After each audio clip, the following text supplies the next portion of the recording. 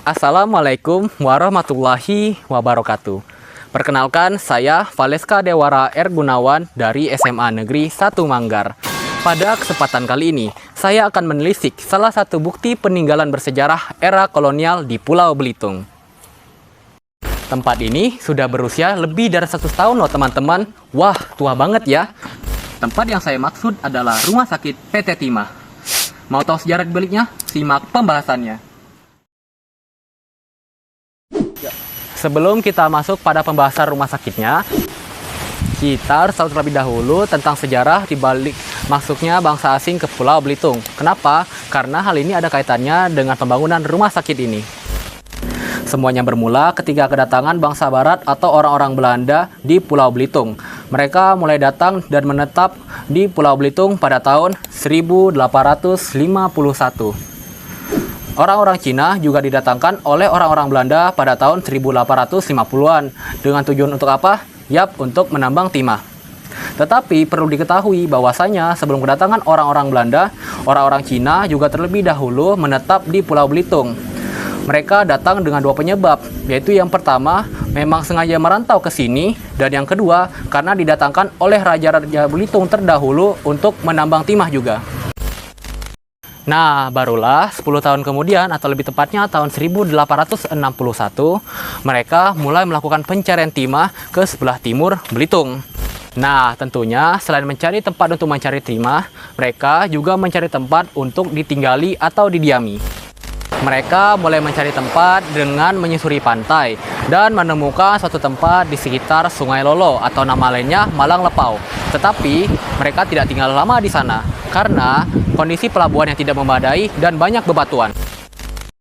Kemudian mereka memutuskan untuk mencari tempat lain dan menemukan suatu muara. Nah, di sana mereka berjumpa dengan orang dari suku Sawang, yaitu Mak Demang dan Mak Tijah yang mengantarkan mereka menyusuri Sungai Manggar.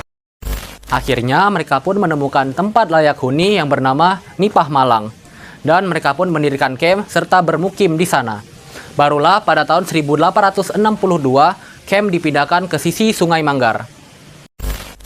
Kemudian pada tahun 1863 sampai tahun 1864, orang-orang Belanda mencari tukang ke Singapura. Mereka mendapatkan 92 pekerja yang mayoritasnya berasal dari orang suku Bawean dan sedikit orang Jawa. Mereka kemudian membangun perkampungan yang dinamakan Pangkal Papan.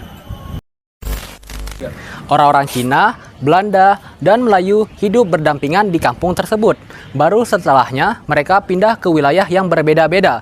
Orang Belanda tinggal di Bukit Samak, orang Cina tinggal di Lipat Kajang, sedangkan orang Melayu tinggal di Lalang Atas.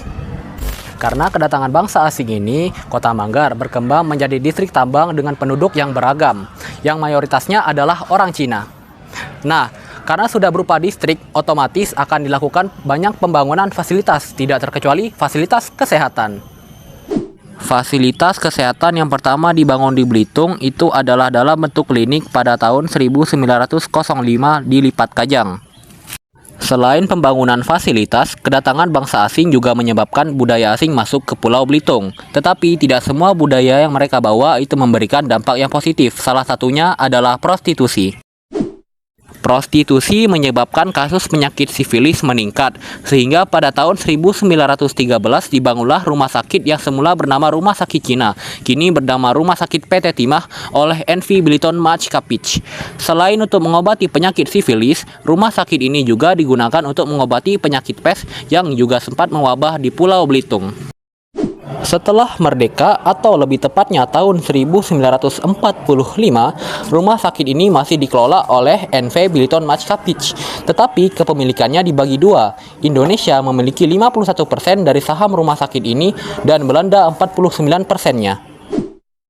Setelah tahun 1958, Presiden Soekarno mengeluarkan ketentuan bahwa seluruh aset asing yang ada di Indonesia menjadi milik Indonesia sepenuhnya.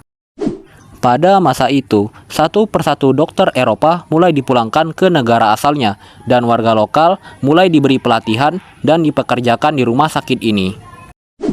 Rumah sakit ini terus beroperasi dan menjadi pilihan masyarakat pada masa itu, dikarenakan fasilitasnya yang lebih lengkap, dan di zaman itu memang Belitung hanya memiliki puskesmas dan belum memiliki rumah sakit umum.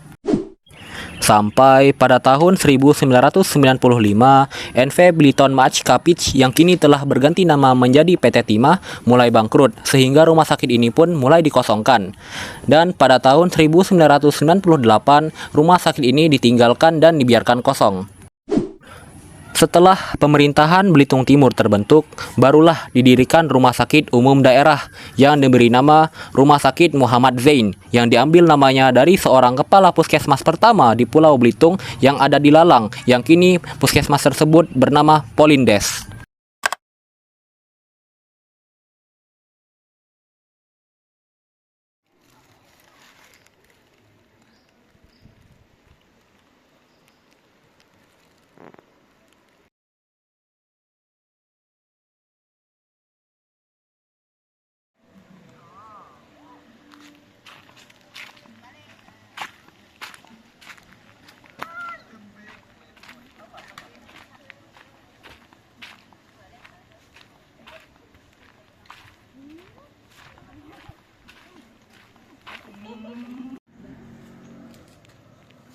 Iya.